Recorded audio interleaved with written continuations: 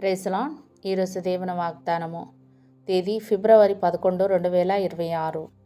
జకర్యా గ్రంథము 13వ అధ్యాయం 9వ వచనము. ఆ 3వ భాగమును నేను అగ్నిలో నుండి వెండిని తీసి శుద్ధపరిచినట్లు శుద్ధపరుతును, బంగారమును శోధించున్నట్లు వారిని శోధింతును. వారు నా నామమును బట్టి మొరపెట్టగా నేను వారి మొరను ఆలకింతును. వీరు నా జనులని చెప్పుదును, యెహోవా మా దేవుడని వారు చెప్పుదురు. ఆమేన్. కృప అనేది మనల్ని విలువైన బంగారంగా మారుస్తుంది. తర్వాత శ్రమలనే అగ్ని కొలిమి ఆ బంగారాన్ని శుద్ధి చేసి మరింత విలువైనదిగా మారుస్తుంది. ఈ విధంగానే మన విశ్వాస జీవితం కూడా ప్రారంభమవ్వాలి.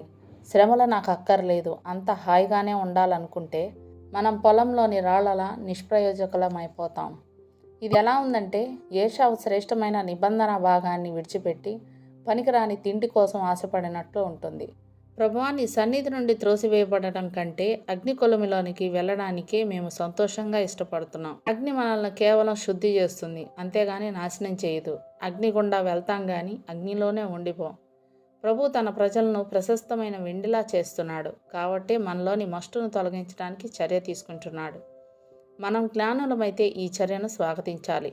ఈ శుద్ధి కార్యక్రమాన్ని తిరస్కరించకూడదు.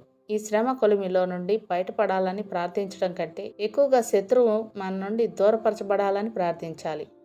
దేవుడిచ్చిన ఈ వాగ్దానాన్ని స్వతంత్రించుకొని ఆయన కృతజ్ఞతాస్తుతులు చెల్లించుకుందాం. అట్టి కృపా ధన్యత దేవుడు మనకు అనుగ్రహించునుగాక. ఆమేన్. దేవుడు తన పరిశుద్ధ వాక్యం మన వినికిడి యందు దీవించునుగాక. ఆమేన్.